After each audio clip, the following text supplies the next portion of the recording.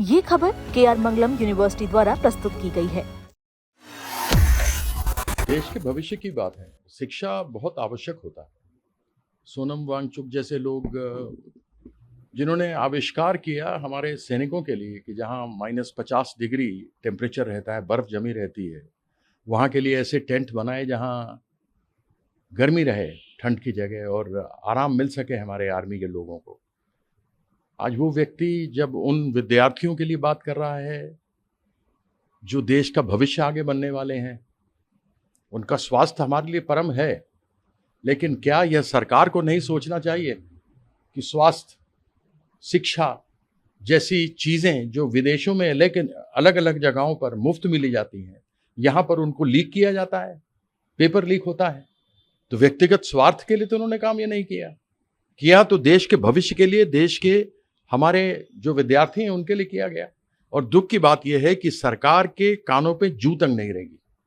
भगवान उनकी अब स्वास्थ्य लाभ दे, ठीक हों, और पूरे देश भर में होना चाहिए इस प्रकार का आंदोलन।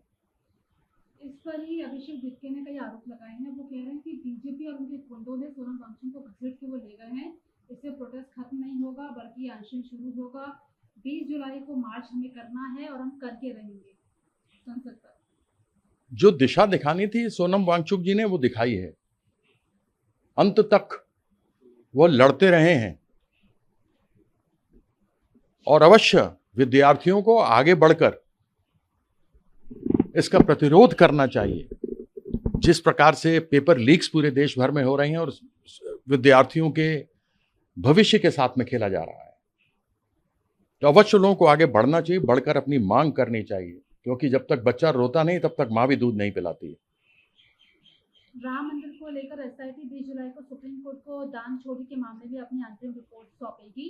बद्रीनाथ में भी एक ऐसा ही मामला सामने आया है जिस पे इन्वेस्टिगेशन हो रही है और पूर्व अधिकारी राजेंद्र चौहान के ठिकानों पर छापेमारी में कई विदेशी मुद्रा बरामद हुई है। दोनों ही केसेस को आप कैसे देख रहे हैं?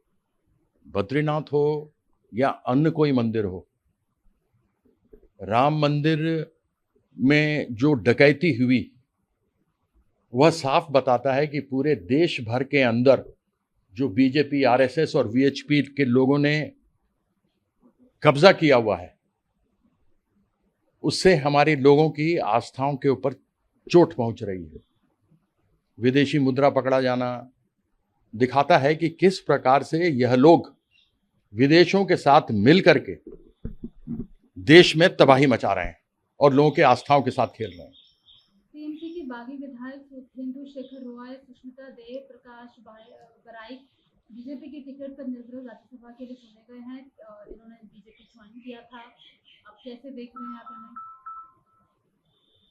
भगोड़े लोग हैं, भगोड़ों के बारे में क्या कहना। गद्दारी करने वाले लोग हैं, जो गद्दारी करते हैं उनके बारे में हम क्या कहेंगे। और बीजेपी के लोगों ने इतना जो काम किया उनको टिकट नहीं मिला, लेकिन मिला गद्दारों को। बीजेपी के पास अपने लोग हैं ही नहीं। लोकसभा देख लीजिए, उसमें 240 में से 100 से ज्यादा तो नॉन बीजेपी हैं, गैर बीजेपी हैं, जो बीजेपी के सदस्य ही नहीं हैं। बीजेपी के पास अपने लोग हैं ही नहीं। ये विपक्ष मुक्त भारत की बात करते हैं, जो कर रहे हैं, जिनके खुद एक साधारण मेजॉरिटी जिनको नहीं पार्लियामेंट में मिल सकी, 240 वोटों पे, 240 सीटों पे सिमट गए पार्लियामेंट में। आज देश भर के अंदर इनकी तूती बोल रही है। क्यों? ED, CBI, IT, election commission, इसी की सारी ताकत है जिसके कारण से हो रहा है।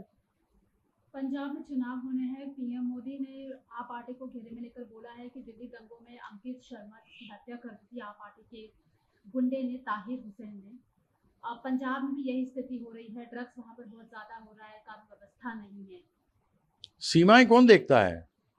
ड्रग्स कहां से देश के अंदर आते हैं?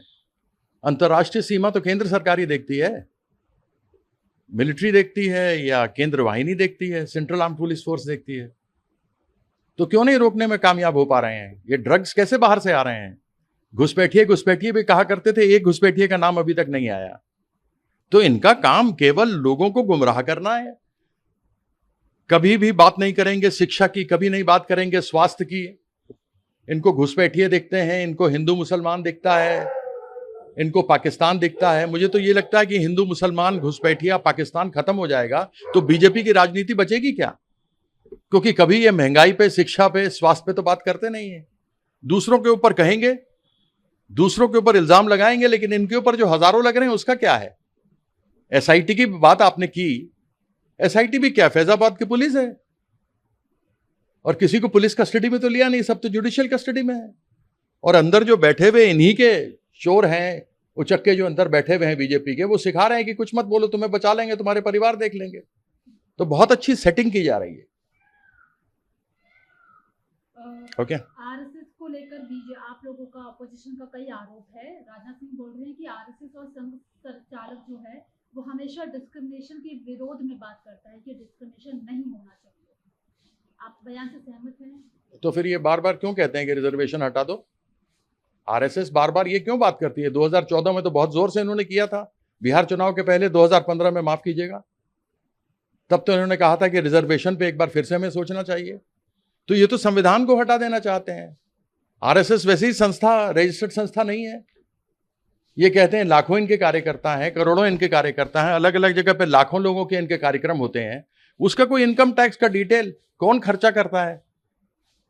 तो 2 नंबर का पैसा इनके पास आ कहां से रहा है? ये मंदिरों के चंदा चोरी से ही तो हो रहा है, और कहां से ये जिएंगे?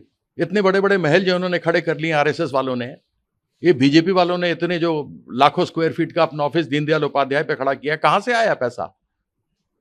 सारा 2 नंबर का काम है इनका।